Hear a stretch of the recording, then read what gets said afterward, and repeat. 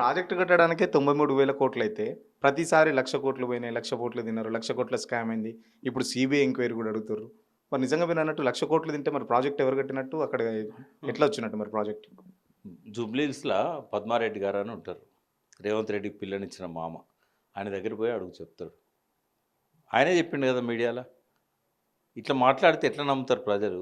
93,000 కోట్లు ఖర్చయిన కాళేశ్వరానికి 1,00,000 కోట్లు ఖర్చయిందని చెప్తే ఎవరు నమ్ముతారు? అందరూ అబద్ధాలు ఆడుతున్నాడు అని చెప్పి అందరూ ఆడుతున్నారని సాక్షాత్ ఆయన మామే చెప్పిండు కదా! ఎవరు నమ్ముతారు? ప్రజలు నమ్ముతారా? మామే నమ్మంది? అంటే ఏది పడితే అది మాట్లాడతారు. నోటికి ఎంత వస్తే అంత మాట్లాడతారు.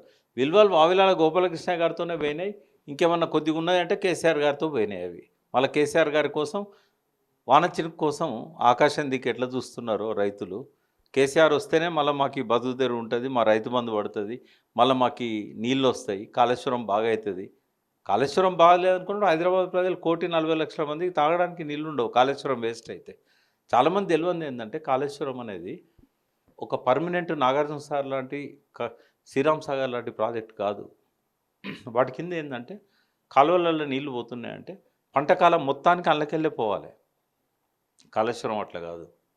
పైన వరదలు వచ్చినప్పుడు శ్రీరామ్ సాగర్ వరద కాలువ నుంచి డైరెక్ట్ మిడ్ మానేర్కి వస్తాయి.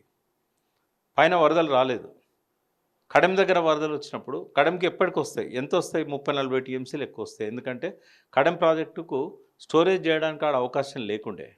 సపోజ్ 50 టీఎంసీలు వస్తే అది 12-13 టీఎంసీలకే స్టోరేజ్ ఉంటుంది. దానివల్ల ఏమవుతుంది? సప్త నదులు ఉంటాయి దానిపైన, 7 వాగులు పెద్దవి ఉంటాయి. మహారాష్ట్ర బార్డర్ నుంచి వస్తాయి అవి. ఆదిలాబాద్ అడవులలోకి వెళ్ళి వస్తాయి. ఆడ వర్షాలు పడతాయి కానీ వ్యవసాయం చేసుకోవడానికి రిజర్వ్ ఫారెస్ట్ అడ్డం వస్తుంది.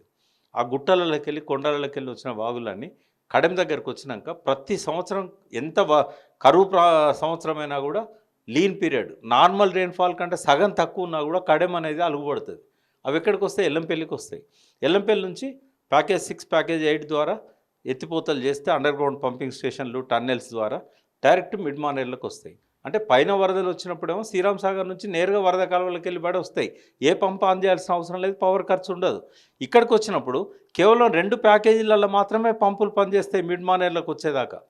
మిడ్ మానేర్ దాకా ఆయకట్లేదు కాళేశ్వరంకు. అయితే మీరు పవర్ ఖర్చు అన్న తర్వాత నాకు ఒక క్వశ్చన్ గుర్తొచ్చింది. అసలు కాళేశ్వరం దానికంటే దాని మెయింటెనెన్స్ పవర్ బిల్ ఛార్జీలే ఎక్కువ. గతంలో కొంత మేధావులు కూడా మాట్లాడారు, జేపీ లాంటి కానీ లేకపోతే కోదండరామ్ కానీ, అసలు పావలకు పావల కోడికి 30 మసాలా అన్నట్టు. ఇప్పుడు అదే చెప్తున్నా నేను, ఎగ్జాక్ట్లీ అదే చెప్తున్నా. వాళ్ళకి అర్థం కాదు ఏంటంటే ఇది శ్రీశైలం నాగార్జున సాగర్ లాంటి ప్రాజెక్టు కాదు. 120 రోజులు ఒకటే కాలువ నుంచి నీళ్లు రావు. ఇదేంటంటే స్టాప్ గ్యాప్ అరేంజ్మెంట్. పైన వరదలు వస్తే శ్రీరామ్ సాగర్ వరద కాలువ నుంచి మిడ్ మానేర్లకు వస్తాయి. మిడ్ మానేర్ తర్వాతనే ఆయకట్టు ఉంది. మిడ్ మానేర్కు పైన ఆయకట్టు లేదు. ఇప్పుడు అన్నారం దగ్గర మేడిగడ్డ దగ్గర ఆయకట్టు లేదు. అయితే ఇక్కడ మనందరి అర్థం కావాల్సింది ఏంటంటే మిడ్ మానేర్కి ఎట్లా నీళ్ళు రావాలి? అయితేనేమో శ్రీరామ్ సాగర్ వరద కాలువ నుంచి రావాలి. పైన వరద రానప్పుడు శ్రీరామ్ సాగర్ నిండినప్పుడు వరద కాలువలకు నీళ్ళు రావు. అప్పుడు ఎక్కడి నుంచి రావాలి? కడెం నుంచి రావాలి. కడెం నుంచి వచ్చేటి 20-30 టీఎంసీలు ఉంటాయి.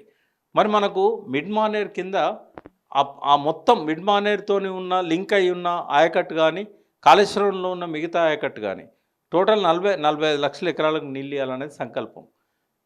నీకు 30-40 టీఎంసీలతో కడెంలో వచ్చిన దాంతో నడుస్తుందా? నడవదు. మరి ఎక్కడి నుంచి తేవాలి? కింద ప్రాణహితలు మాత్రమే నీళ్లు ఉన్నాయి. ఇప్పుడు మన బచావ్ ట్రిబ్యునల్ ఇచ్చిన వాటా ప్రకారంగా ఆంధ్ర తెలంగాణ విడిపోయినప్పుడు మన వాటా దాదాపు 986 టీఎంసీలు. ఇవి నీకు పైనుంచి 100 టీఎంసీలు కూడా దొరికాయి. శ్రీరామ్ సాగర్లో కానీ కడెం ద్వారా కానీ పైన నీకు ఏదైతే ఉన్నదో దాన్ని మిడిల్ గోదావరి అంటారు. శ్రీరామ్ సాగర్ కింద ఉన్నదంతా మిడిల్ గోదావరి, శ్రీరామ్ సాగర్ పైన ఉన్నదంతా అప్పర్ గోదావరి, ప్రాణహిత కింద ఉన్నదంతా కాళేశ్వరం దగ్గర నుంచి లోయర్ గోదావరి. నీళ్ళేమో లోయర్ గోదావరి ఉన్నాయి. మరి ఇక జయప్రకాష్ నారాయణ కానీ కోదండరామ్ కానీ ఎవరైతే దీన్ని ప్రశ్నిస్తున్నారో మరి ఎట్లొస్తాయి పైకి నీళ్ళు? పంపింగ్ చేయకపోతే ఎట్లొస్తాయి? ఇప్పుడు జయప్రకాష్ నారాయణ 14th ఫ్లోర్లో ఉన్నాడు. నీళ్ళు లిఫ్ట్ చేయకపోతే 14th ఫ్లోర్లో నీళ్ళు ఎక్కడి నుంచి వస్తాయి తాగడానికి?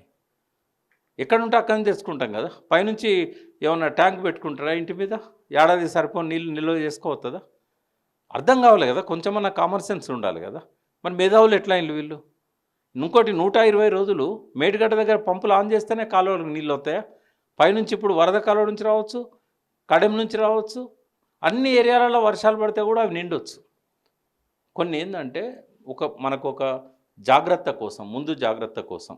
ఇప్పుడు మంజీరా నుంచి ఫస్ట్ హైదరాబాద్కు నీళ్ళు ఇచ్చినాం. ఎప్పుడు 40 లక్షల మంది ఉన్నప్పుడు, 50 లక్షలు ఉన్నప్పుడు. తర్వాత పెరుగుతున్న కొద్దీ ఏం చేశారంటే అది సరిపోదని చెప్పి కృష్ణా ఫేజ్ 1, ఫేజ్ 2, ఫేజ్ 3 తెచ్చారు.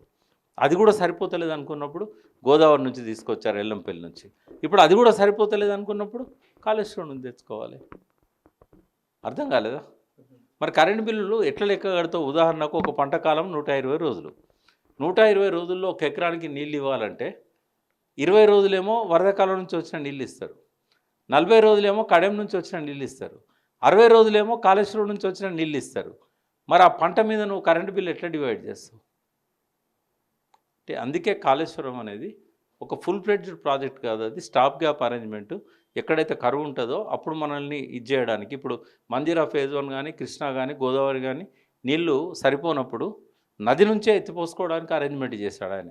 అప్రిషియేట్ చేయాలి. ప్రపంచంలో ఇటువంటి కాళేశ్వరం విలువ తెలవాలంటే కరువు రావాల్సిందేనా? మరి గతంలో నేనంటే ట్రోల్ చేశారు కదా. అంటే వీళ్ళకి అర్థం కావాలంటే అదే జరగాలి.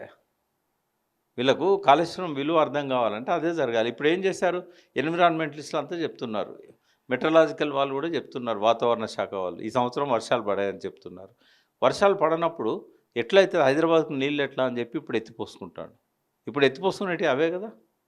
ఇప్పుడు కేసీఆర్ చేసిన గొప్పతనం ఏంటంటే సీతారామ ప్రాజెక్టు దగ్గర నుంచి సదర్మాట్ వరకు గోదావరి నదిని నిండుకుండలాగా మార్చాడు. అంటే ఒక ఈ ఏదైతే సాగర్లు కట్టారో మల్లన్న సాగర్ కానీ వీటికి అలా 7 గ్రామాలు పోయినాయి మల్లన్న సాగర్లో. ఈ నిర్వాసితులు ఉండొద్దని చెప్పి ఏం చేశాడంటే నదినే ఆయనే రిజర్వాయర్గా మార్చాడు. ఎన్ని కిలోమీటర్లు? దాదాపు 250 కిలోమీటర్లు. అందులోనే 70-80 టీఎంసీలు స్టోర్ చేస్తున్నాడు ఆయన. అందుకు ఆయనను అప్రిషియేట్ చేయాలి. రెండవది, 57 ఏళ్ళ నుంచి ఒక్క బ్యారేజ్ కట్టలేదు వాళ్ళు. తెలంగాణ ఎండబెట్టారు, పక్కన గోదావరి పక్కన పొలాలు కూడా ఎండిపోయేది. అటువంటిది కేవలం 3 ఏళ్లలో 7 బ్యారేజీలు కట్టినందుకు అప్రిషియేట్ చేయాలి. ప్రపంచంలోనే మొట్టమొదటిసారి 500 కిలోమీటర్ల పైకి నీళ్ళని ఎత్తిపోసినందుకు అప్రిషియేట్ చేయాలి. ప్రపంచంలోనే అత్యంత ఎక్కువ 139-145 మెగావాట్ల పవర్కు మోటార్లు పెట్టినందుకు కేసీఆర్ని అప్రిషియేట్ చేయాలి. 200 కిలోమీటర్ల టన్నెల్స్ను పెట్టినందుకు అప్రిషియేట్ చేయాలి. ఎవడు ఏమన్నా, ఏ విధవ ఏం మాట్లాడినా, వాడు ఏ మంత్రి కానీ, రాజ్యసభ సభ్యుడు కానీ, ముఖ్యమంత్రి కానీ, కాళేశ్వరం ఈజ్ గ్రేట్. కాళేశ్వరం అనేది తెలంగాణకు జీవధార, ప్రాణధార. మళ్ళీ ఆత్మహత్యలు మొదలైనవి. 35,000 మంది రైతుల ఆత్మహత్యలకు చెల్లించి కేసీఆర్ గారు ఆ ప్రాజెక్ట్ తెచ్చారు. మరి ఇప్పుడు 3.5 లక్షల మంది ఆత్మహత్యలకు సిద్ధపడే పరిస్థితి రేవంత్ రెడ్డిను నరేంద్ర మోడీ తీసుకొస్తున్నారు. అసలైన తొలి వెలుగు. ఫాలో వాట్సాప్ @తొలి వెలుగు official.